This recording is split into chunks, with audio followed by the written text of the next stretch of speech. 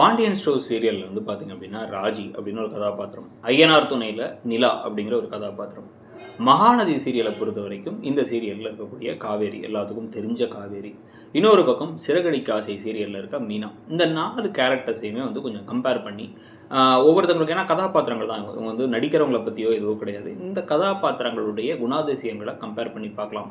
ஒவ்வொருத்தங்களிலும் வந்து பார்த்திங்க அப்படின்னா வந்து யார் கொஞ்சமாச்சும் வந்து யார் வந்து இந்த உலகத்துக்கு ஒவ்வாத மாதிரி வந்து விஷயங்கள்லாம் பண்ணிக்கிட்டு இருக்காங்க, யார் வந்து ரொம்ப சுயநலமாக இருக்காங்க அப்படிங்கிறதெல்லாம் வச்சு பார்த்தோம் அப்படின்னு வந்து பார்த்திங்கன்னா, முதல்ல வந்து சிறகடிக்க ஆசை மீனாவை எடுத்துக்கிட்டோம் அப்படின்னா, மீனாவுடைய கதாபாத்திரம் அவங்க வந்து ஒரு ஏழ்மையான ஒரு குடும்பத்துலேருந்து வந்திருக்காங்க. ஆனால் வந்து அவங்க குடும்பத்தில் பாசம் நிறைய இருந்துச்சு. அவங்க வந்து இந்த வீட்டுக்கு வந்ததுக்கப்புறமா இப்போ இவங்கள்ட்ட இருக்கக்கூடிய நிறை என்னென்னு பார்த்தீங்கன்னா, இந்த வீட்டில் எல்லா விஷயத்தையுமே வந்து அவங்க பார்த்துக்கிறாங்கங்கிறத தாண்டி அவங்க தைரியமாக பல விஷயங்கள் இருக்காங்க. வெளி பிரச்சனைகள், அந்த பிரச்சனைகள்லாம் தீர்த்து வைக்கிறதுக்கு எவ்வளவோ ட்ரை பண்ணுறாங்க. ஆனால் இவங்களுடைய குறையாக இருக்க முக்கியமான விஷயம் என்னென்னா, சுயமரியாதையை இழந்திருக்காங்க. தன்னுடைய மாமியார் எவ்வளோ மோசமாக திட்டினாலும், கேவலமாக நடந்தாலும், ரோகிணியே பல நேரங்களில் மோசமாக நடந்தாலும் அவங்களுக்கு உதவி பண்ணுறது, அவங்களுக்கு நல்லது பண்ணுறது அப்படிங்கிறது, இந்த இன்னா செய்தாரை ஒருத்தல் அவர் நான் நிர்ணயம் செய்து விடுங்கிறதுலாம் இன்றைய காலகட்டத்தில் ஒத்து வராது அப்படிங்கிறது தான் விஷயம். ஸோ இது ஒரு பக்கம் இருக்குது. இன்னொரு பக்கம் வந்து பார்த்திங்க அப்படின்னா வந்து இந்த ஐயனார் துணை சீரியலில் நிலா, இவங்க கொஞ்சம் எபிசோட்ஸ் தான் ஆனாலும் கூட தைரியமான ஒரு பொண்ணாக இருக்காங்க. அதே சமயத்தில் பாசமான ஒரு பொண்ணாக இருக்காங்க.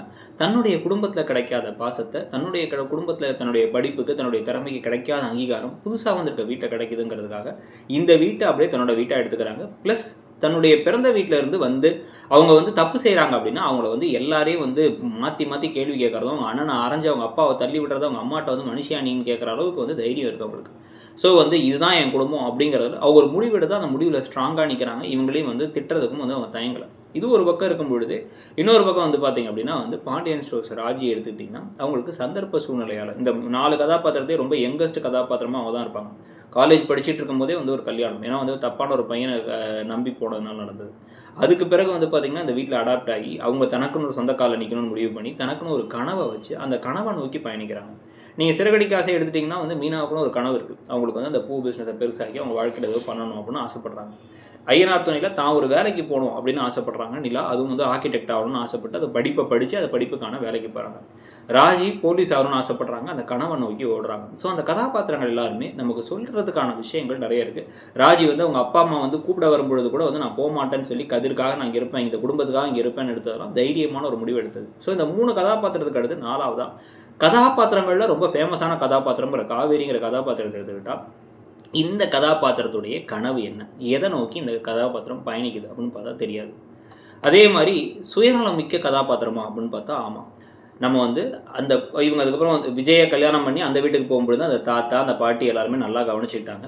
இந்த பாட்டி வந்து காவேரி வேணான்னு சொல்கிறதுனா நேற்று இன்னைக்கு தான் நடக்குது. அதுக்கு முன்னாடியே நினச்சிருந்தா அந்த பாட்டியும் தாத்தாவையும் அம்போடு விட்டு வந்துட்டோமே, அவங்களும் அந்த தாத்தாலாம் நம்ம மேலே அவ்வளோ பாசமாக இருந்தார், அவருக்காவாச்சும் அந்த வீட்டில் இருந்துருக்கணுங்கிறதுக்காக என் மனத்தில் விஜய் தான் இருக்காருங்கிறத சொல்லியிருக்கலாம். ஆனால் அதை சொல்லலை. ஏன்னா வந்து அவங்களுக்கு அவங்க அம்மா, அவங்க தங்கச்சி அக்காலம் தான் முக்கியம்.